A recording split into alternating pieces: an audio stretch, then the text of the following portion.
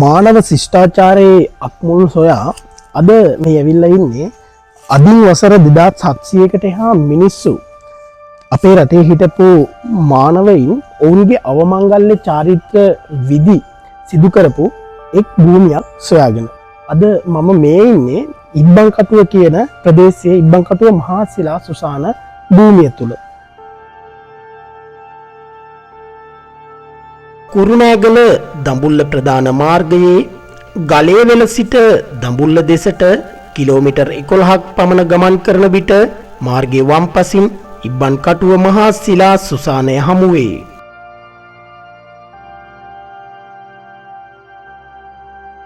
අපේ රටේ මානවයින් අවිධිමත් සුසාන ක්‍රමවේද වලින් බැහැරව විධිමත් සුසාන ක්‍රමවේද අනුගමනය කිරීමට පෙළඹීම ක්‍රිස්තු පූර්ව 2400 පමණ සිට සිදුවිය. ඉබ්බන්කටුව මහා ශිලා සුසානය ඊට සාක්ෂි දරයි.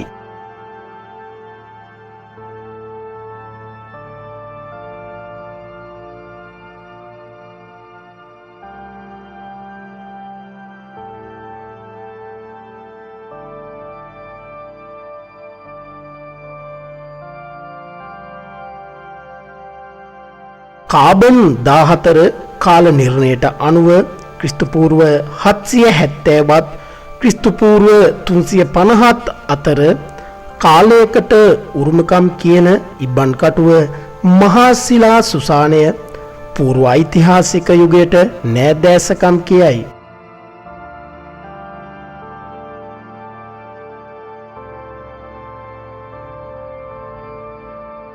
පූර්ව ඓතිහාසික යුගයට අයත් සුසාන ක්‍රමවේද අතරින් ශිලා මංජුසා, බරණි සුසාන යන සුසාන ක්‍රමවේද ඉබ්බන්කටුව සුසාන භූමිය තුල වැඩි වශයෙන් හඳුනාගත හැකිය.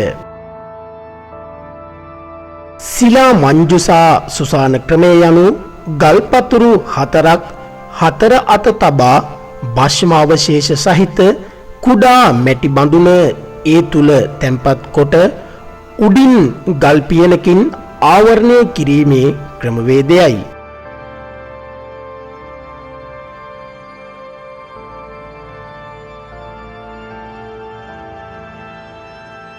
බරණි සුසාන ක්‍රමවේදය යනු භස්මාවශේෂ සහිත කුඩා මැටි බඳුන විශාල මැටි බඳුනක් තුල තැන්පත් කොට උඩින් ගල් පියනකින් ආවරණය කිරීමේ ක්‍රමවේදයයි.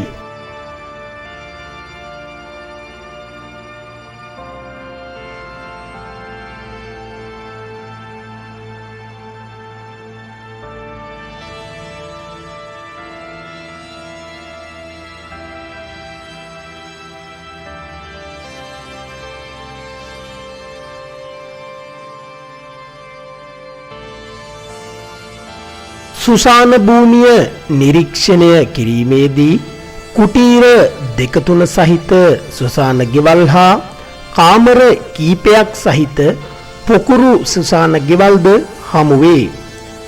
විශාල සුසාන ගෙවල් එකල සමාජයේ සිටි ප්‍රභූවරුන්ගේ යයි විශ්වාස කෙරෙන අතර කුඩා පොකුරු සුසාන ගෙවල් සාමාන්‍ය ජනතාවගේ යයි විශ්වාස කෙරේ.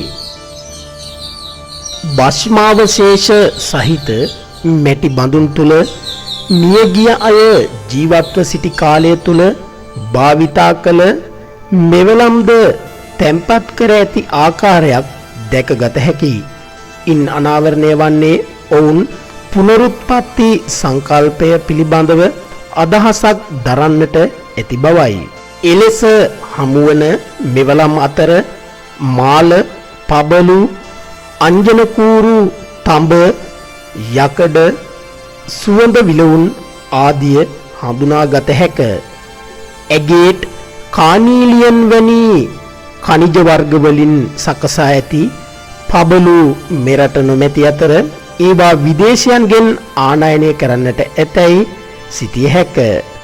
සුසාන මත ආවරණය කොට ඇති ගල්පියන් මත සංකේත කොටා තිබීමෙන් ඔවුන්ගේ අතර පැවති අක්ෂර ක්‍රමවේදයන් පිළිබඳවද අදහසක් ලබාගත හැකිය. අතීත මානව සමාජය පිළිබඳව ජීවමාන තොරතුරු රැසක් සපයන ඉබ්බන් කටුව මහා ශිලා සුසානය ශ්‍රී ලංකාව සතු අග්‍රගණ්‍ය සම්පතකි. එය හෙට දිනය වෙනුවෙන් ආරක්ෂා කිරීම අප සියලු දෙනා සතු වගකීමකි.